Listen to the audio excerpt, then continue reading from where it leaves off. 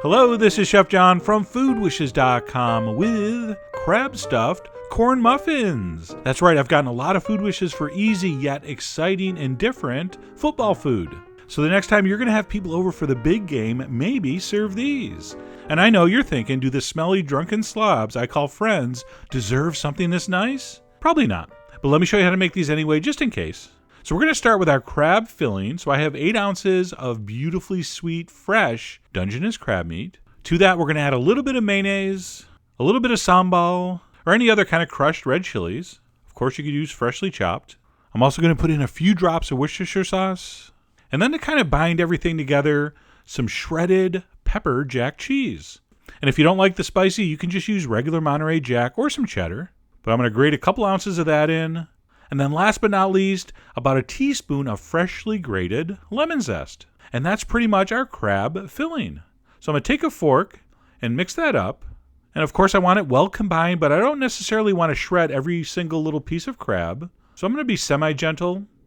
And by the way, if you're going to make this, try to get fresh, nice, sweet crab meat. If you can't, frozen will work. Just make sure you thaw it and squeeze out all the excess water. And if you're having trouble finding nice crab where you live, may I suggest quitting your job, uprooting your family, and moving to San Francisco.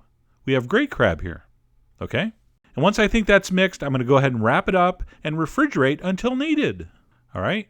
And if you thought the crab filling was easy, wait until you see how simple the corn muffin mix is. So in a bowl, we're going to take some regular all-purpose flour, some cornmeal, a little bit of salt, a little bit of baking soda, not powder, soda, and that's it for what we call the dry ingredients. And they're called that because, well, you know.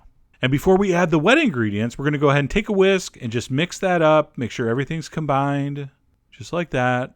To that, we're going to add a couple large eggs, a little bit of chopped green onion, and that's optional, but I had a couple green onions hanging around. And I said, hey, green onions have a proven track record of being delicious with crab and corn, so I threw it in. I'm also going to add some buttermilk and some melted butter. All right, and all you're going to do is take your whisk and just give it a stir. I start in the middle, kind of break up the eggs, and then just give it all a mix together.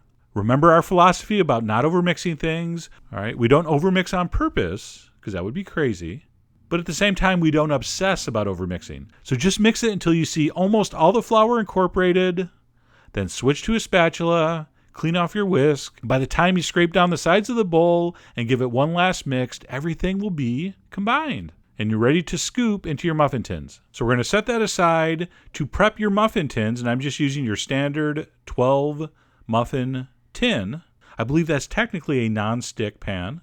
But regardless, I am going to give it a spray with the canola oil, and then we're going to evenly distribute our batter between all 12 cups. They should come up about 3/4 of the way, as you see there. And before we add the crab, we got to give it the old tappa-tappa, a very firm and enthusiastic tappa-tappa. All right, you really want to settle that batter. You don't want any air bubbles underneath.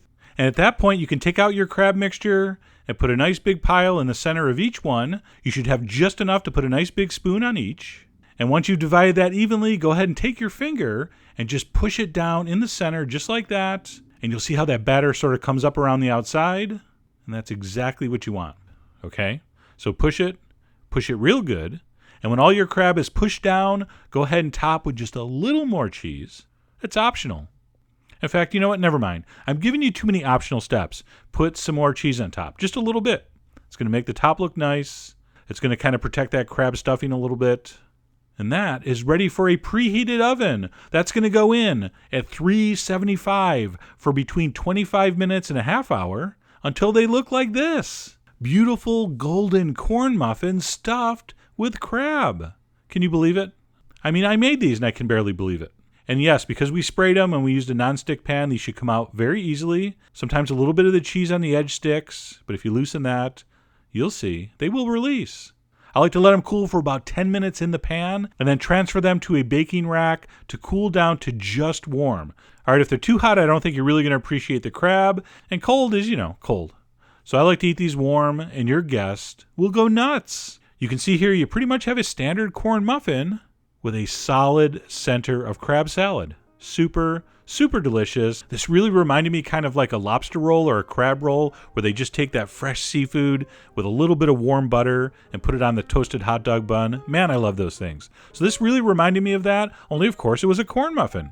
These really were delicious, and I think would make a very unusual and very welcome change of pace to your big game snack table. So I hope you give these a try. Head over to foodwishes.com for all the ingredient amounts and more info as usual. And as always, enjoy.